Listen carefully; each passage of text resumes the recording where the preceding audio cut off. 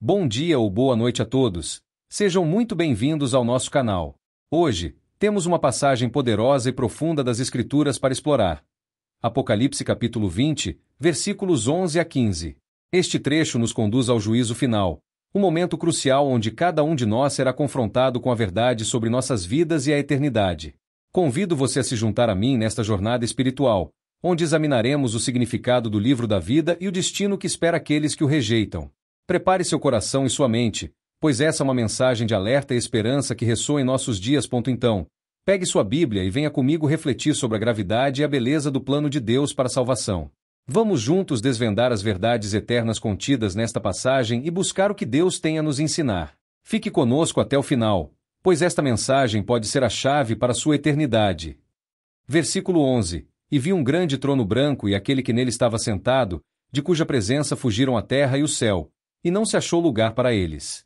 Aqui, somos imediatamente levados a uma cena de majestade e temor. O trono branco representa a pureza e a justiça de Deus, que governa com poder absoluto. Neste momento, a criação reconhece sua pequenez diante da glória divina. A terra e o céu, que antes pareciam firmes e imutáveis, fogem de sua presença. O poder do Criador transcende tudo. O universo, como conhecemos, se dissolve diante dele, preparando o palco para o juízo final. Versículo 12. E vi os mortos, grandes e pequenos, em pé diante do trono, e abriram-se os livros. E abriu-se outro livro, que é o da vida. E os mortos foram julgados pelas coisas que estavam escritas nos livros, segundo as suas obras.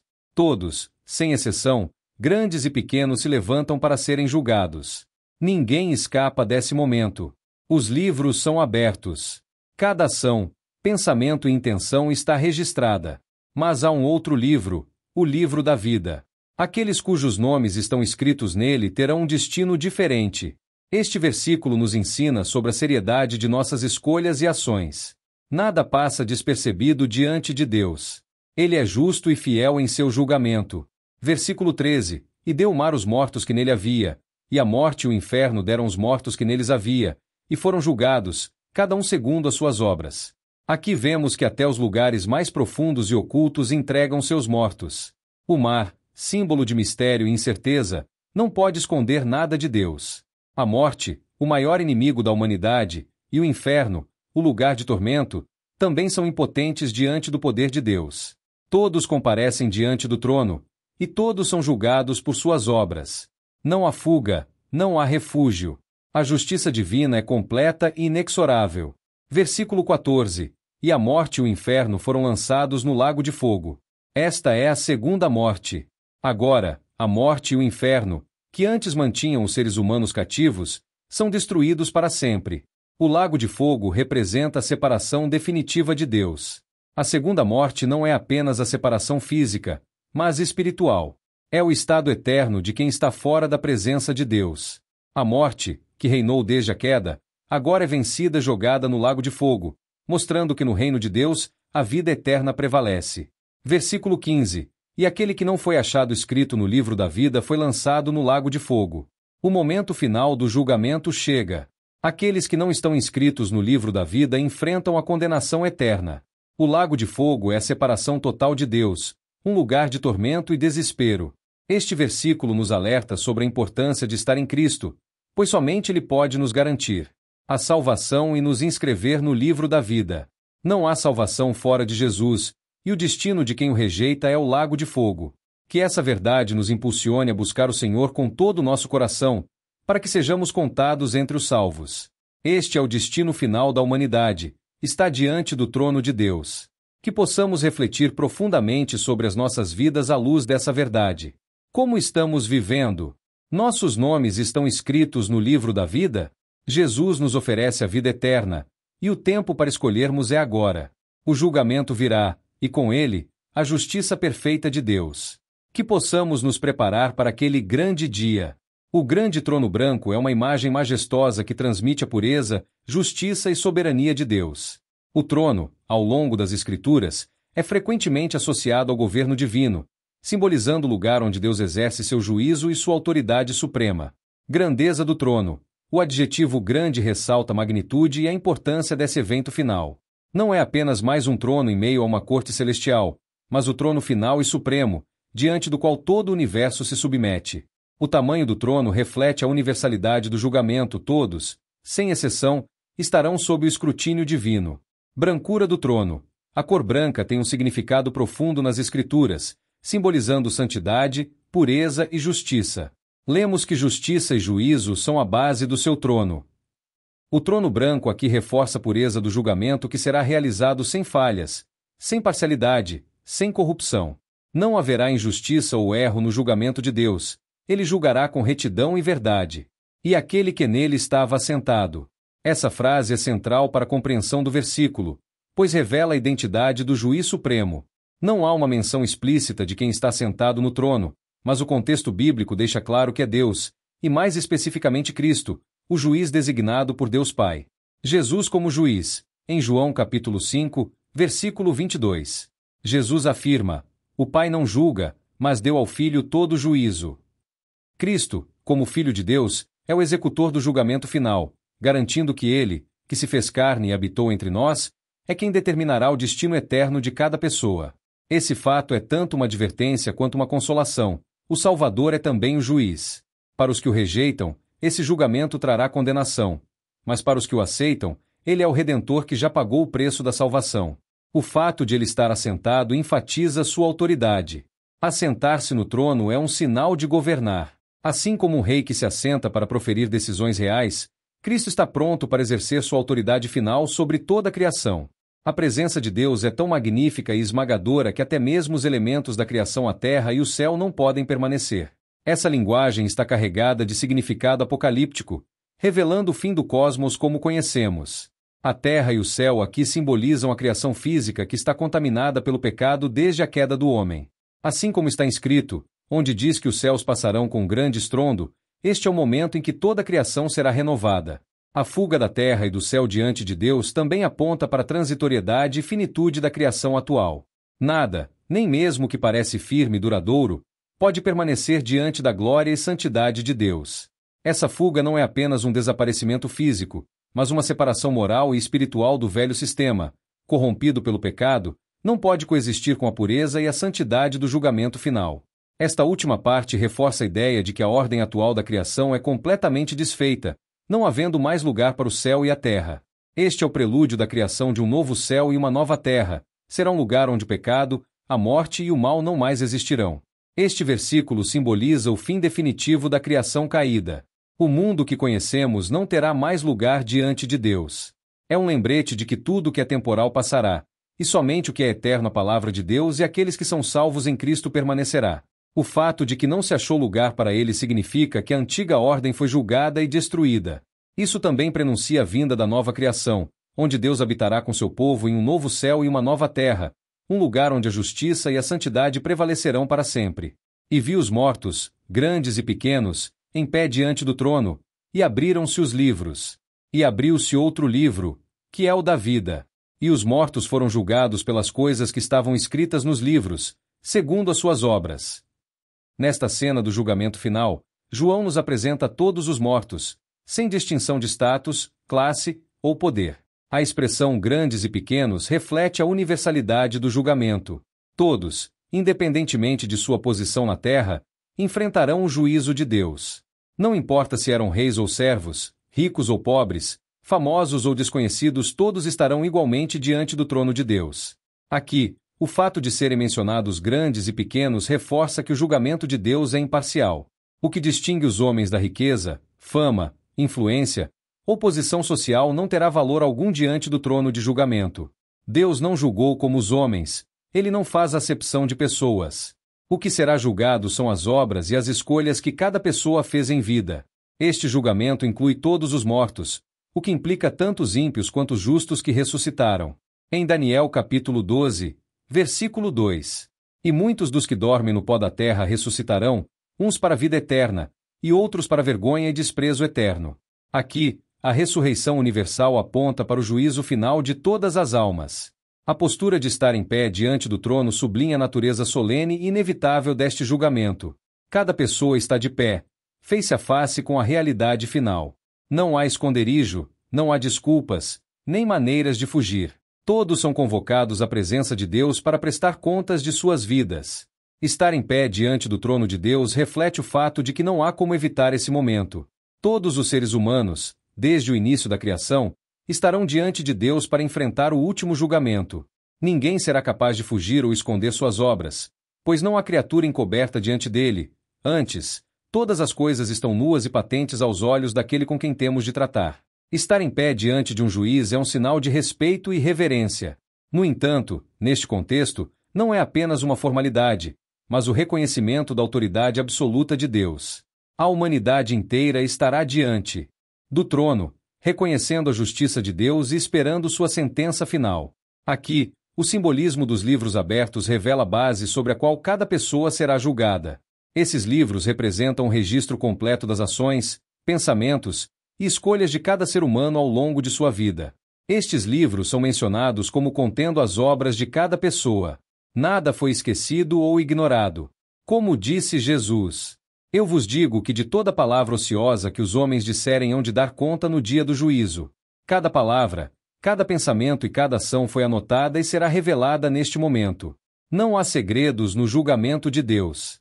Este conceito é reafirmado, porque Deus há de trazer a juízo toda a obra, e até tudo que está encoberto, quer seja bom, quer seja mal. Esses livros indicam que as obras são levadas em consideração no julgamento final.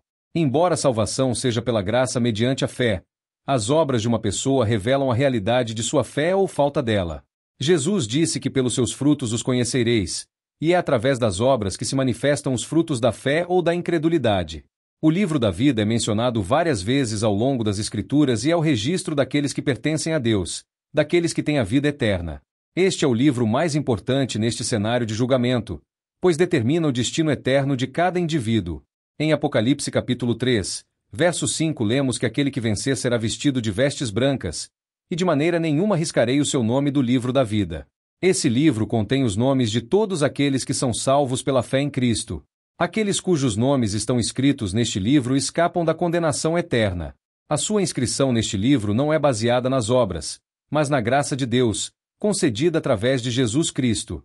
O fato de haver dois registros nos livros das obras e o livro da vida indica que haverá uma distinção clara no julgamento.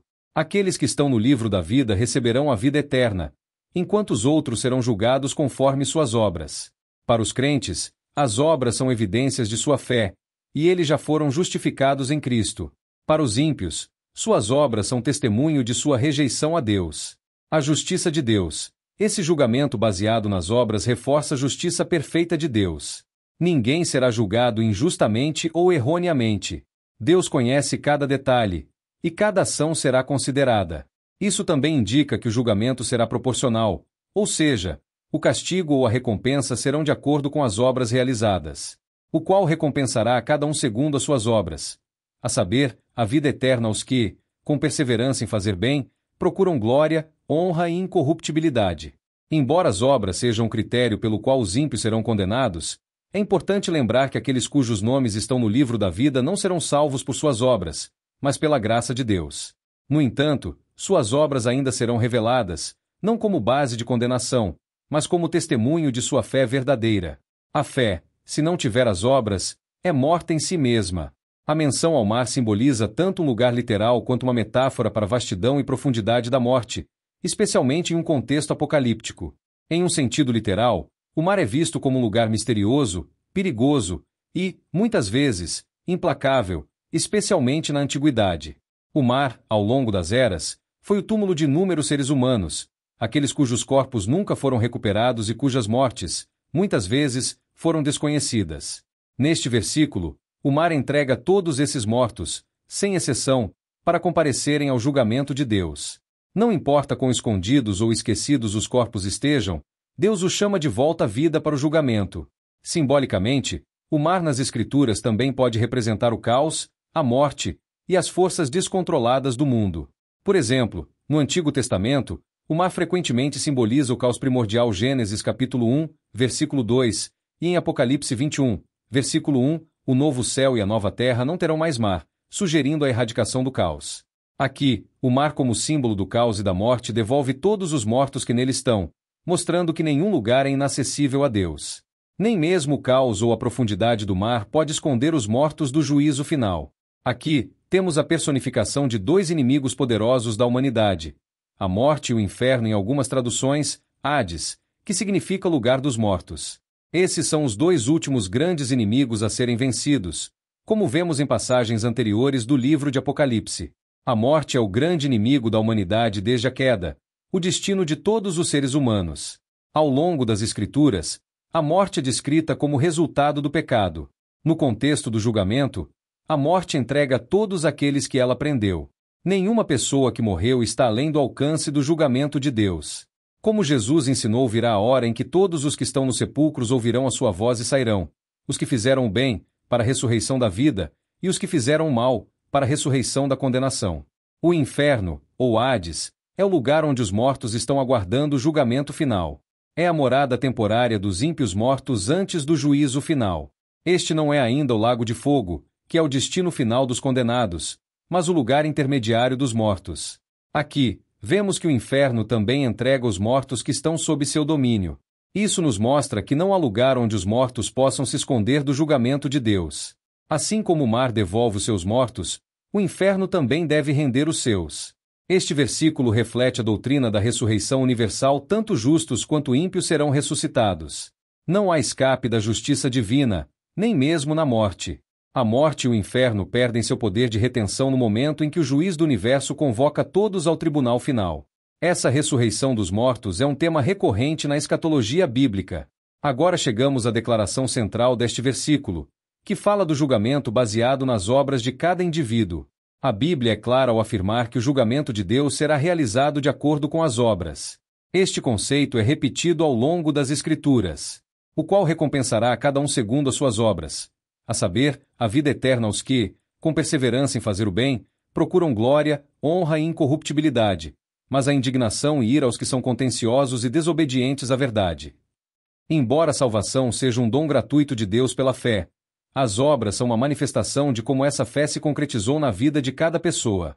O julgamento baseado nas obras não significa que as pessoas podem ser salvas por suas obras, mas que as obras evidenciam a fé ou a falta dela. Para os justos, suas boas obras são reflexo de sua fé em Cristo e da transformação que ocorreu por meio do Espírito Santo. Para os ímpios, suas más obras são testemunho de sua rejeição a Deus e ao seu Evangelho.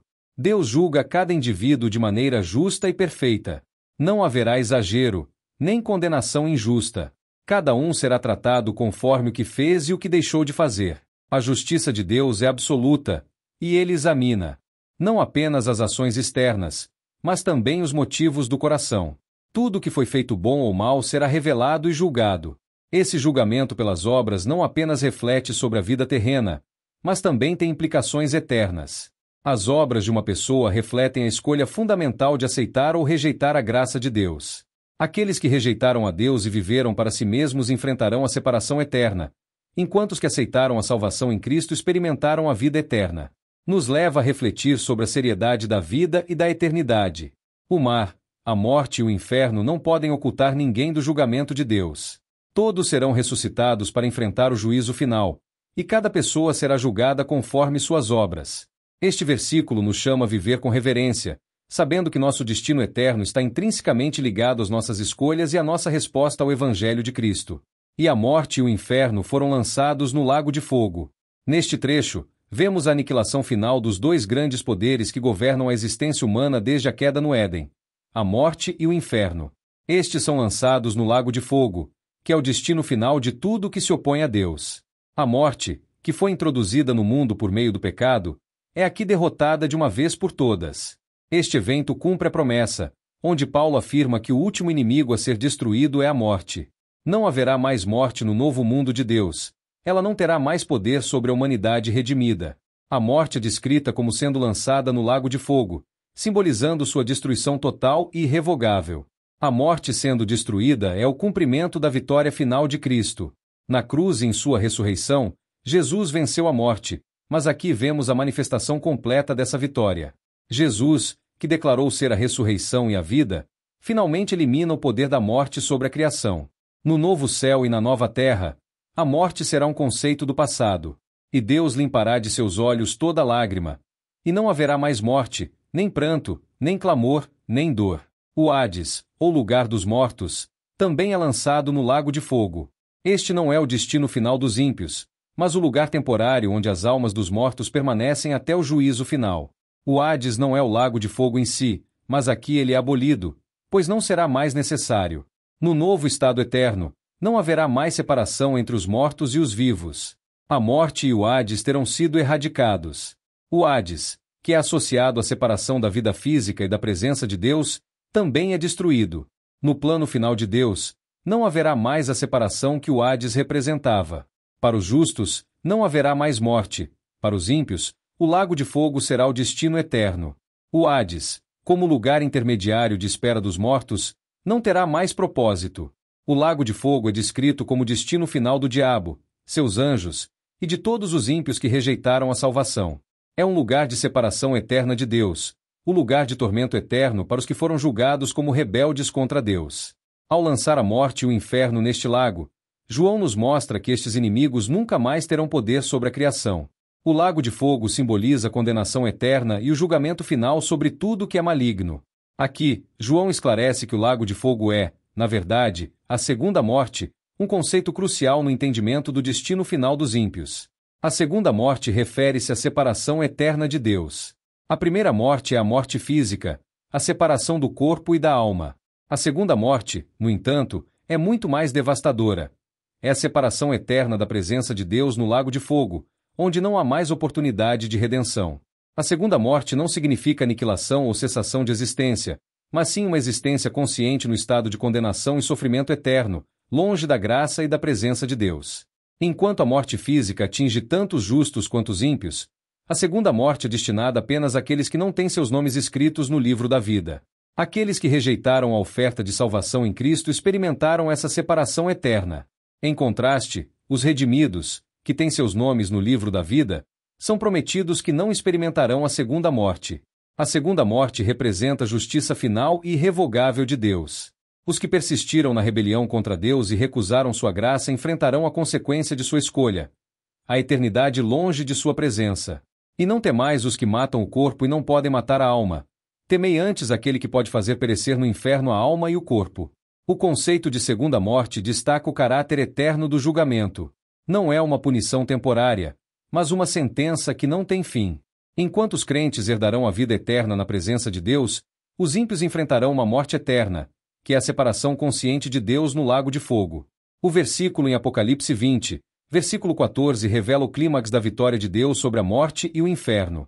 O que começou com a queda da humanidade em Gênesis, culmina aqui com a erradicação final da morte, uma promessa que ecoa através de toda a Escritura. Para os crentes, este versículo é um lembrete da esperança eterna de viver sem medo da morte, em comunhão plena com Deus. Para os ímpios, é um aviso solene da segunda morte, a separação eterna de Deus no lago de fogo. Esta passagem nos desafia a viver com uma consciência clara do que está por vir, tanto em termos de julgamento quanto de salvação. O livro da vida é uma imagem recorrente nas Escrituras, representando o registro celestial dos nomes daqueles que pertencem a Deus e, por consequência, estão destinados à vida eterna. A menção ao livro da vida ocorre diversas vezes ao longo da Bíblia, tanto no Antigo quanto no Novo Testamento, referindo àqueles que foram salvos pela fé em Jesus Cristo e receberam a graça da vida eterna. Ter o nome inscrito no livro da vida significa ter a garantia de que se escapará da condenação e participará da glória futura com Deus. Esta frase acima destaca a gravidade de não estar registrado no livro da vida. Aqueles que rejeitaram a graça de Deus e não se arrependeram de seus pecados não têm seu nome escrito nesse livro. A ausência do nome no livro da vida representa a rejeição da oferta de salvação por meio de Jesus Cristo e, portanto, o destino da condenação eterna. É um alerta claro de que não há neutralidade no plano de salvação, ou se está no livro da vida ou se está destinado ao julgamento final. Estar no livro da vida não depende de méritos ou boas obras, mas de aceitar o sacrifício de Cristo e viver em obediência a Deus. A graça de Deus, recebida por meio da fé, é o único caminho para a inclusão neste livro. Aqueles que confiam em suas próprias obras, rejeitam a salvação oferecida em Cristo, ou vivem de maneira rebelde contra Deus, não têm seus nomes inscritos ali. Também enfatiza a exclusividade da salvação através de Cristo. Disse Jesus: Eu sou o caminho, e a verdade, e a vida. Ninguém vem ao Pai, senão por mim. Somente aqueles que colocam sua fé em Cristo, reconhecendo como Senhor e Salvador, têm seus nomes escritos no livro da vida. Aqueles que rejeitam esse caminho de salvação não terão parte no reino de Deus. Aqui está o destino final daqueles cujos nomes não estão no livro da vida: o lago de fogo. Esta é a expressão bíblica do estado final de condenação, uma existência eterna de separação de Deus e tormento. O lago de fogo é mencionado várias vezes no livro de Apocalipse como destino final não apenas do diabo e de seus anjos, mas também dos ímpios que rejeitaram a salvação. É um lugar de tormento eterno, de sofrimento consciente e de separação completa e irreversível de Deus. Aqui, vemos que aqueles que não têm seus nomes no livro da vida compartilham desse destino terrível. O lago de fogo representa a justiça final de Deus. Embora seja difícil para a mente humana compreender a severidade da condenação eterna, ela é o resultado justo de uma vida de rebelião contra Deus. Deus é absolutamente santo e justo, e o pecado, que é uma afronta à sua santidade, deve ser punido de forma justa. A rejeição contínua da graça de Deus resulta nessa separação eterna e consciente. Este lugar não é simplesmente uma metáfora para dor emocional ou remorso, mas uma realidade espiritual que envolve sofrimento real. Jesus, em suas palavras sobre o inferno, usou expressões fortes como fogo que nunca se apaga, e choro, e ranger de dentes. O lago de fogo não é um lugar de aniquilação, mas um estado de sofrimento eterno, onde não há mais acesso à presença de Deus. Ser lançado no lago de fogo é uma sentença irrevogável. A partir deste ponto, não há mais oportunidade de arrependimento ou redenção. Aqueles que chegam a este destino fazem porque escolheram, durante suas vidas, rejeitar o amor, a graça e a verdade de Deus. O lago de fogo, ou segunda morte, é uma separação consciente e eterna do Criador, uma realidade assustadora que a Bíblia nos apresenta de maneira clara e inescapável. A importância de aceitar a oferta de salvação enquanto há tempo. Aqueles que não têm seus nomes no livro da vida enfrentarão o julgamento final e serão lançados no lago de fogo. Isso nos alerta para a necessidade urgente de proclamar o Evangelho e convidar os outros a reconhecerem Jesus como Senhor e Salvador, para que seus nomes possam ser inscritos no livro da vida. O destino descrito aqui nos lembra da seriedade da eternidade. O lago de fogo não é um estado temporário, mas uma realidade eterna. Isso nos deve fazer refletir sobre as consequências eternas de nossas escolhas nesta vida. A decisão de aceitar ou rejeitar a Cristo tem um impacto direto sobre onde passaremos a eternidade. Embora o lago de fogo seja uma ideia difícil de aceitar, ele reflete a justiça perfeita de Deus. Deus oferece a salvação a todos, mas ele não força ninguém a aceitá-la. Aqueles que escolhem rejeitar essa oferta fazem isso voluntariamente, portanto, enfrentam as consequências de suas escolhas. Isso demonstra a justiça de Deus, que oferece a vida, mas respeita as decisões dos indivíduos, mesmo que isso resulte em sua condenação. Para aqueles que têm seus nomes no livro da vida, este versículo traz uma promessa implícita de segurança eterna. A existência do lago de fogo é um lembrete daquilo que os redimidos foram salvos: a condenação eterna. Saber que fomos libertos desse destino nos enche de gratidão e reverência pelo sacrifício de Cristo, nos chama também à responsabilidade de evangelizar. Sabendo da gravidade do destino que espera os que não estão no livro da vida, devemos sentir um profundo senso de urgência em compartilhar a mensagem de Cristo com o mundo. O tempo de arrependimento e aceitação da salvação é limitado a esta vida. Após o juízo final, as oportunidades se esgotam. Capítulo 21 de Apocalipse, versículo 15. É um dos versículos mais diretos e solenes da Bíblia, descrevendo o destino final dos que rejeitaram a Deus: o lago de fogo. Ele traz uma conclusão clara sobre o juízo final, onde aqueles que não têm seus nomes no livro da vida serão lançados nesse lugar de condenação eterna. Este versículo nos alerta sobre a seriedade das decisões que fazemos em nossa vida terrena, especialmente no que diz respeito à nossa relação com Deus e com a salvação oferecida por meio de Jesus Cristo. A profundidade espiritual deste versículo nos chama a refletir sobre nossa própria condição e a urgência de proclamar o Evangelho. Ao mesmo tempo, oferece uma segurança eterna para aqueles que pertencem a Cristo, cujos nomes estão escritos no livro da vida. Não sei a que horas você vai ouvir essa mensagem. Mais uma vez, aqui é o evangelista Ronaldo. Se você gostou desse conteúdo, não se esqueça de curtir o vídeo, compartilhar com seus amigos e, claro, se inscrever no canal para ficar por dentro de todas as novidades. Conto com seu apoio para levar essa mensagem ainda mais longe.